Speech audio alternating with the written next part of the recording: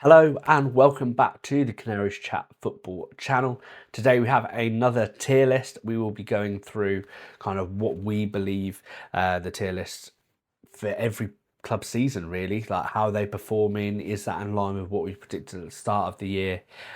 We've kept in the same S, A, B, C and D tiers, and yeah, we'll work from bottom up. So we've got Wolves.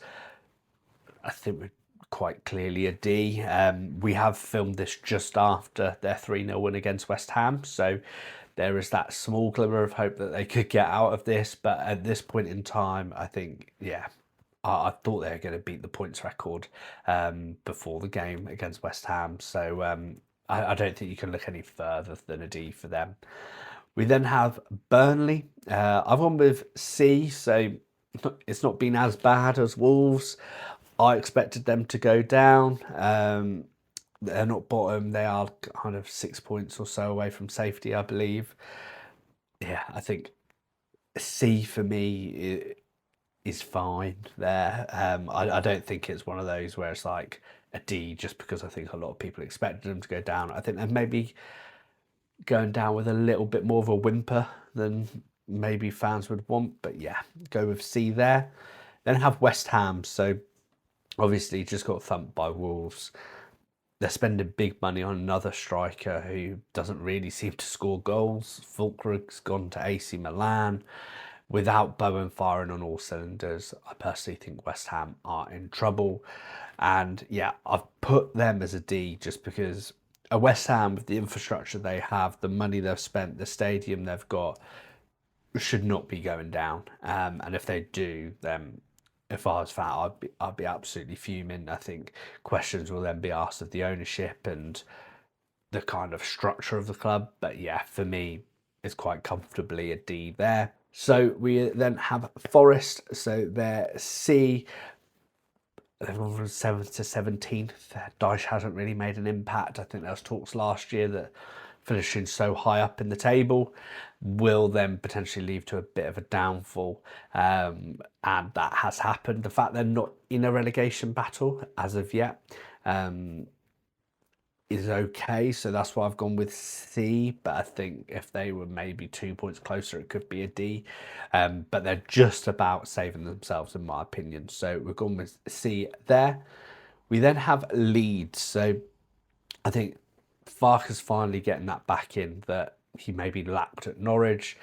He has adapted his style of play. There was pressure on him from Leeds fans to look into doing that. I think they've recruited well. Calvert-Lewin has been an absolute game changer. I thought they were going to go down. I now think they will comfortably stay up. The results they're picking against the bigger teams, if they can translate that to kind of the mid-table and lower teams, they will be absolutely fine. I think some fans go up with the expectations of safety. Then there's maybe a few Leeds fans there. So I'll put them in A tier. So I think they're doing really, really well. Very close to S. I think if they were maybe 14th or so, you could have been arguing S there. We then have Bournemouth. So dropped off massively from the start of the year. They're going to lose Semenyo. They're not in a relegation battle. Finished 9th last year. They're in this congested middle where one win can move you up 5 places. Their form has been quite bad as of late, and they need to turn it around, basically. But they definitely won't be in the relegation scrap or anything like that. I've just gone with B. Like, they haven't made steps forwards.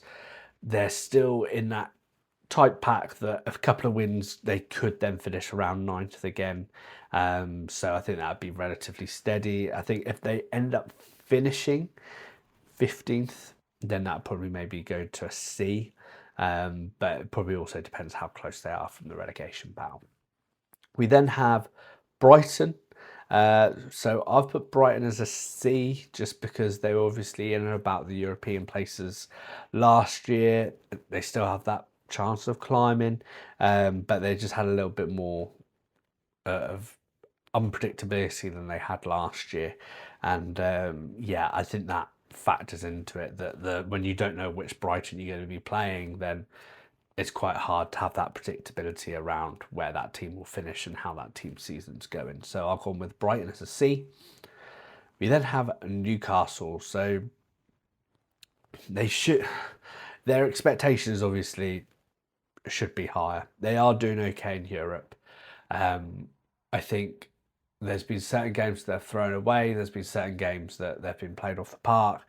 I really struggle with Newcastle to understand where they are at this point in time, because they obviously are trying to invest a lot into it. They've managed to get Champions League last year. They're doing quite well in the Champions League as well. They're not doing terribly there.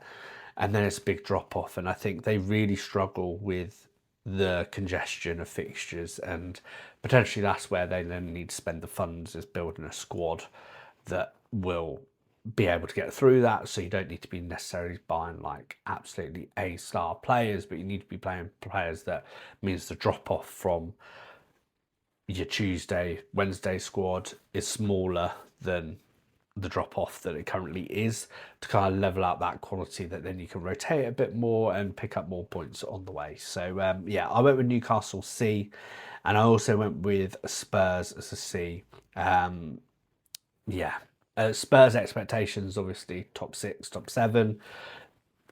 Frank is definitely under pressure, as he should be, sitting where they are. They're stagnant. There's no quality in their play. There's no predictability on what will happen. The only thing that is normally predictable is that they're going to look a bit sketchy defending. Yeah, it's a really tough time, I think, as a Tottenham fan. You obviously had the jubilation last year of winning a European trophy and sacrificing the league. The league now hasn't bounced back. Is this just where Tottenham are now? If Tottenham then finish 12th this year, and obviously they finished kind of just above relegation last year, are they then just a mid-table club? And is that something we've got to get used to and change our expectations for? But for the time being, I personally see them as a top 6 or 7 club. That's where they should be. So that's C. Fulham, I've gone with B. I just put typical Fulham. Like, they didn't spend a lot. They're doing well. They're trudging along. Harry Wilson's doing brilliantly. And should they really be 11th? Yeah, I don't mind Fulham. I know that sounds weird from a Norwich fan, as they're our bogey team, but really don't mind them. I think that they should just be happy where they are. Hopefully Marco Silva gets some investment and they can kick on. We then have Crystal Palace. So they're balancing Europe, they're balancing the league, they're making it hard to progress in the league by also chopping and changing their squads. I put B. I think if they can do well in kind of European competition, push through, they should be absolutely fine. Brentford, I went with A. I thought they'd be very close to going down. Keith Andrews has done a great job. I think a lot of people thought they'd be close to relegation. They're not. And yeah, I think, again, this middle pack is very congested, so they could finish 15th. They could finish as high as 8th if results keep going their way. So yeah, I've gone with A for Brentford. I've gone with A for Everton as well. Moyes continues to do a great job, especially with lack of striker options. So Everton A. We then have our first S tier, Sunderland. So I actually thought they'd go down, they'd be bottom. Their recruitment has been sublime. They've made kind of Stadium like a real fortress. And yeah, they're doing absolutely amazing. The sign of kind of like Xhaka, Mukulele, like they've really, really added to the team. I put them as S tier. I think that was a very easy one. The fact they're sitting, as of doing this, 7th right now is superb, and yeah, gives promoted teams a little bit of hope that they can do it, especially if they're Manly to stay up. However, they did show that you do have to spend, but they, rather than going the Ipswich route of buying championship players and making kind of like the championship super squad, they bought from abroad and bought experience, and it's worked well. Man U, I've gone with B. Amarin's starting to turn it around. Man U expect to be in that top 6. They really expect to be in the top 4, so that's why it's a B, nothing more. But they are seeing slight glimpses of things to come, which is positive for Man U fans. And very similar for Chelsea, I've gone with B. Like, their squad is a decent squad. It's not a top 3 squad, so being around that 4 to 6 mark is to be expected. Maresca being sacked, I think there's politics behind the scenes, which dictates that. So yeah, that's just a bit unfortunate. But yeah, I think they're about where they should be. Liverpool, I was stuck between a B or a C. Obviously, they've had a huge drop off, but they're still in the top four. So the signings haven't really worked. Vertzi's coming into it. I'm gonna go with who else? No, I'm going to go with B. If they get Champions League football, I think they'll be okay with that. Just about. However, they will be miles off the title, which could be a big sticking point. We then have Villa. So if it weren't for their loss to Arsenal, they'd be on the same points as them. Well, when that game happened, shall I say. 9 points ahead of fifth as we do this. S tier for me. I don't think anyone believed they'd be in the top four. Never mind third, never mind having a 9-point gap over kind of Chelsea and teams like that. So that's really impressive. Man City, I've gone with an A.